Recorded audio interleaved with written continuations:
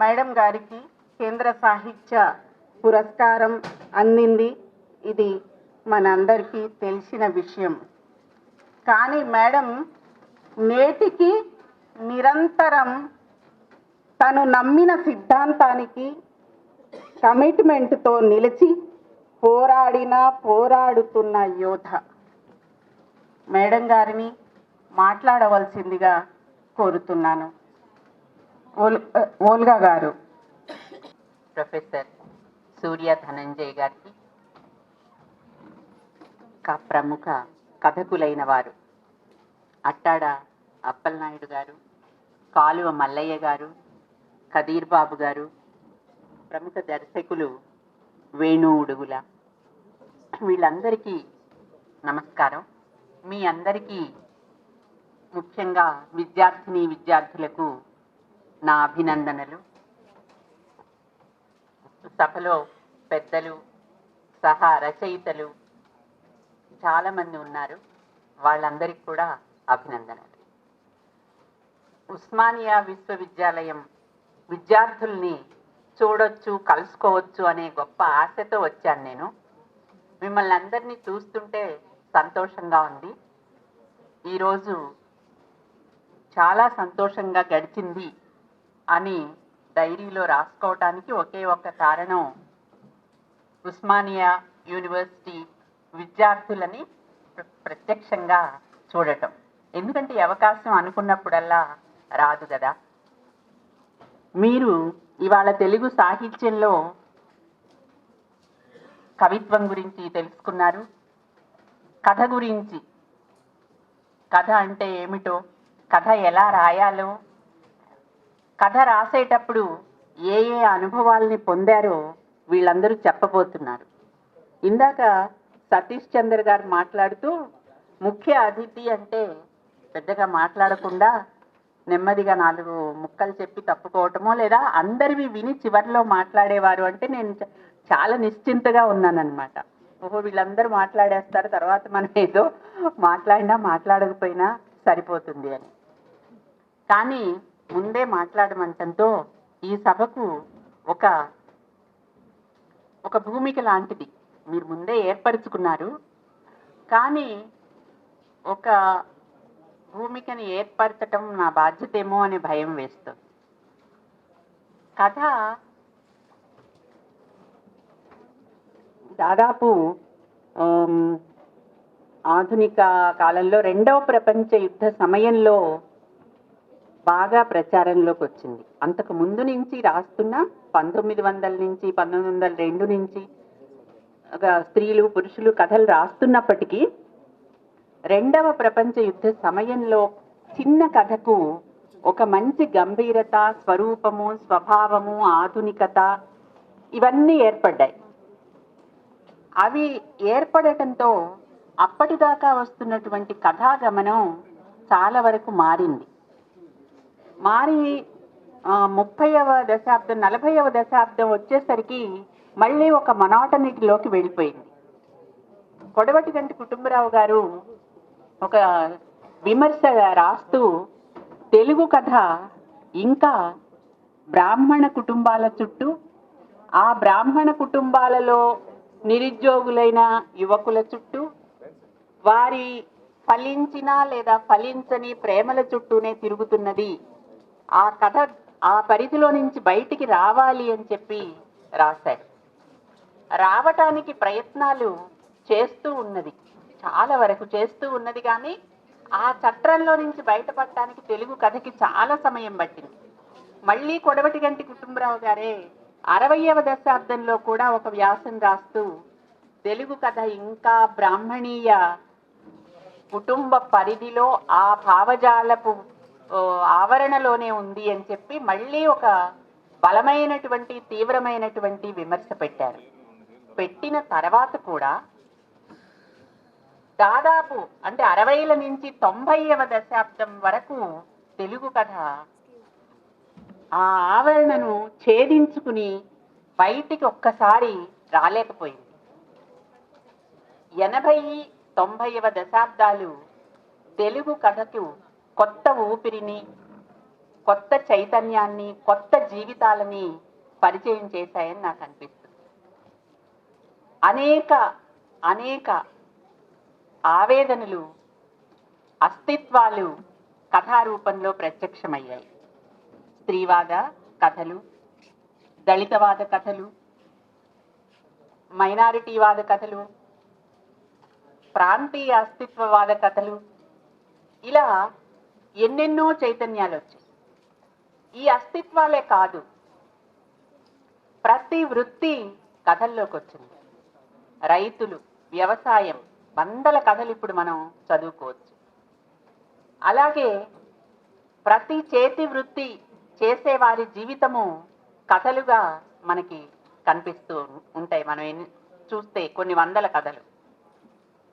ఈ మధ్య ఒక పెద్ద చేతి వృత్తుల కథలు అని ఒక పెద్ద వాల్యూమ్ కూడా వచ్చింది.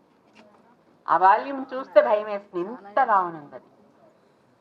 అవి కొన్ని కథలే అయి ఉండొచ్చు, అన్నీ అందులోకి రాకపోవచ్చు. కానీ ఆ రోజు 40వ దశాబ్దంలో 60వ దశాబ్దంలో కొడవటిగంటి కుటుంబరావు గారు ఏ విమర్శ అయితే పెట్టారో ఆ విమర్శను దాటుకుని తెలుగు కథ మొత్తం అన్ని కులాల, వర్ణాల, వృత్తుల, అస్తిత్వాల వేదనలను లేదా వాళ్ళ ఉత్సాహాలను, సంతోషాలను అన్నింటినీ తనలో ఇముడ్చుకోగలిగింది. అది ఇవాల్టి తెలుగు కథ సాధించినటువంటి ఒక విజయం అని చెప్పొచ్చు. ఇది కథ సాధించిన విజయంగా మనం ఇవాళ కథ గురించి చెప్పుకుంటున్నాం, కానీ ఇది నిజానికి ఆయా వర్గాల, ఆయా అస్తిత్వాల, ప్రజా సమూహాలు చేసిన పోరాటాల విజయం. అంటే తాము కథల్లో ఎక్కాలి, తమ జీవితాలు కథలు కావాలి, సాహిత్యం కావాలి, సాహిత్యంలో ఒక కథగా తను నిలబడాలి అనేటటువంటి ఒక గొప్ప కోరిక ప్రజల మనసులో ఉండటం, ఆ కోరికను కథా రచయితలు అందుకోవటం, వాటిని కథలుగా మలచటం, అలాగే ఎవరి కథలను వాళ్ళు రాసుకోవాలి, అప్పుడే కథకు బలం వస్తుంది అనేటటువంటి ఒక మాట అందరూ అర్థం చేసుకుని దానికి కొంత చోటు ఇచ్చి, రాయగలిగిన వాళ్ళు కూడా వాళ్ళు రాసుకుంటారు కదా అని ఆగి కథకులు ఆ కథని సుసంపన్నం చేశారు. అట్లా చేయకపోతే కొన్ని గొంతులే ఎప్పుడూ వినపడుతుంటాయి, మొనాటని మొనాటని మొనాటని. కొన్ని ఇంతకు ముందు సతీష్ చంద్ర గారు మిమ్మల్ని అందరినీ చాలా నవ్విస్తూ చెప్పారు, ఆపదాలే ఆపదాలే కిలకిలా రావాలి, ఆపదాలే ఆపదాలే. మనం విని విని విని విసిగిపోయినటువంటి ఒక భాష ఇప్పుడు కథల్లో లేదు. ఇప్పుడు భాష కూడా ఎక్కడెక్కడ ఒక మారుమూల పల్లెటూళ్ళలో ఒక పదం వాడితే ఆ పదం వచ్చి కథలోకి ఎక్కుతుంది, ఆ వాక్యం వచ్చి కథలోకి ఎక్కుతుంది. ఇక్కడ ఉన్నటువంటి వాళ్ళే ఎన్నో రకాలైనటువంటి మాండలికాలని పరిచయం చేశారు. కదీర్ బాబు గారు కానీ, కాలువ మల్లయ్య గారు కానీ, మన అప్పలనాయుడు గారు కానీ, ఒకళ్ళు ఉత్తరాంధ్ర, ఒకళ్ళు తెలంగాణ, ఒకళ్ళు కావలి, నెల్లూరు, ఆ రాయలసీమకు దగ్గరగా ఉన్నటువంటి భాషని పరిచయం చేశారు. అట్లా కథ అనేక కొత్తదనాల్ని పొంది సజీవమవుతూ ఉంది. అయితే కథకి ఉండాల్సిన లక్షణం, జీవితం ఏదైనా, చెప్పే వస్తువు ఏదైనా, కథకు ఉండాల్సినటువంటి లక్షణం సూటిదనం, క్లుప్తత, సరళత మొదలైనవి. అంటే కథలో కథ తప్ప మరేం చెప్పకూడదు అనే సూత్రాన్ని గనక మనం పాటిస్తే చెకోలాగా, కొడవటిగంటి కుటుంబరావు గారి లాగా కథలు రాయగలుగుతారు.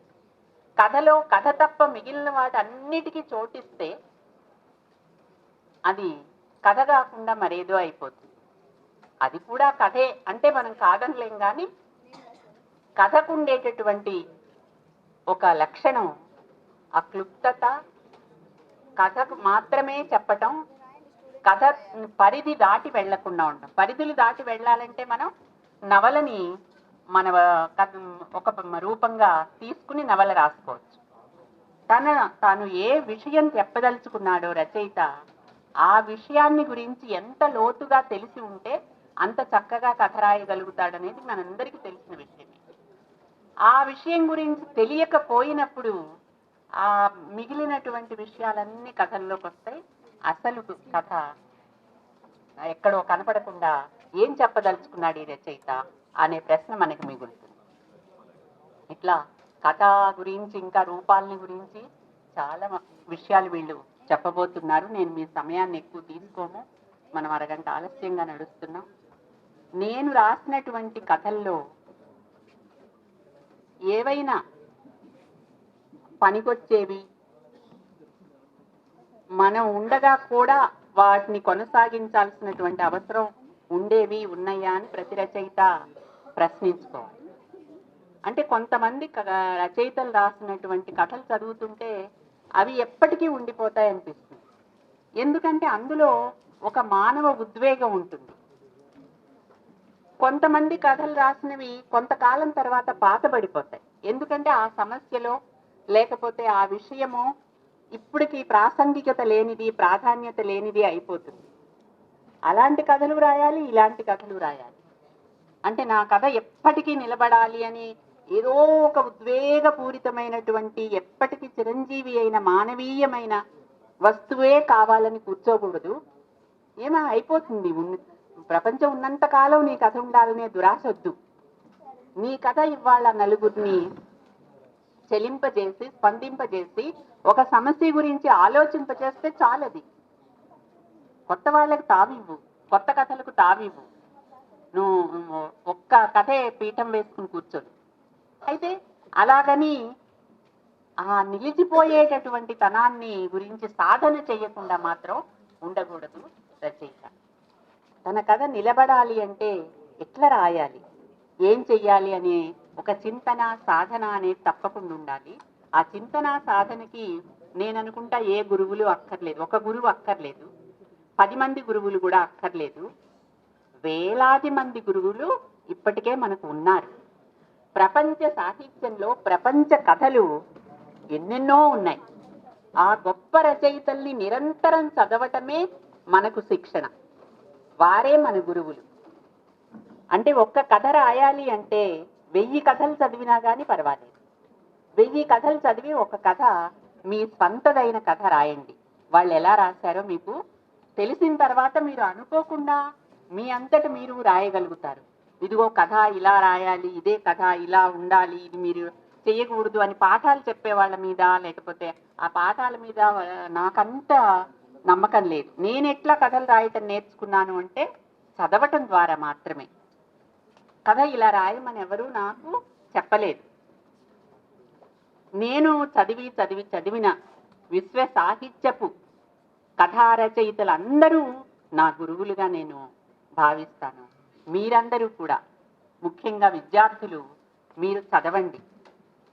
మీకు ఏ ప్రక్రియ ఇష్టమైతే, కవిత్వం ఇష్టమైతే కవిత్వం, కథలు అవి ఇవి అన్నీ విపరీతంగా చదవండి. అలా చదవటం వల్ల మీరు రచయిత కాదలుచుకుంటే అది ఎంతో ఉపయోగపడుతుంది. మీరు రచయిత కాదలుచుకోకపోయినా చదవండి.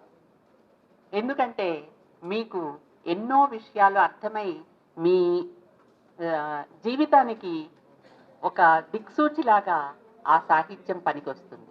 అది ఎట్లాగూ అని మళ్ళీ హాస్యంగా సతీష్ చంద్ర లాగా చెప్పను, కానీ అది పనికొస్తుంది.